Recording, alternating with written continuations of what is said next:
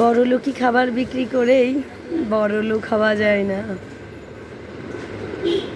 আমাদের এমন অনেক ব্যাপার থাকে যা আমরা বলতে পারি না বা কিছু করার থাকে না, নিজের ভেতরে রাখা ছাড়া, নিজের চেষ্টা করা ছাড়া, নিজেদের একমাত্র আল্লাহ ছাড়া এটা কাউকে বোঝানোর কিছুই নেই।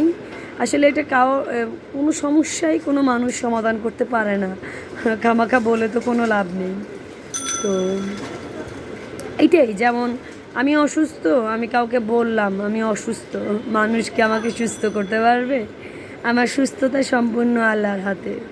ঠিক মানুষের আর্থিক ব্যাপারটাও তেমন।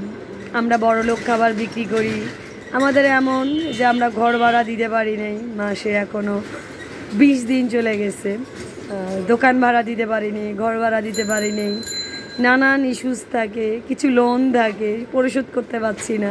তো এই যে এই বিষয়গুলো কেন পারছি না? কারণ সেল খুব কম। বাংলাদেশের অর্থনীতির অবস্থা খুবই খারাপ, খুবই খুবই খারাপ। মানে মানুষ শৌখিনতা কমিয়ে এখন শুধু বাস্তব এবং যে মৌলিক চাহিদা সেগুলোই করছে, এর বাইরে মানুষ করছে না। তো যার জন্য স্বাভাবিকভাবে যারা এগুলো সেল করছে তাদের সেল কমে গেছে, তাদের টিকে থাকাটা কঠিন হয়ে গেছে। প্রয়োজনের বাইরেই কেউ এখন কেনাকাটা করে না, সবাই হিসাব করে চলে। আমরাও যদি 2 মাস আগে বা 1 বছর আগে বা 6 মাস আগেও যদি হিসাব করতাম, তাও হয়তো নিজেদের এই অবস্থাটা হতো না, যে ধরনের সমস্যাগুলো এখন ফেস করছি।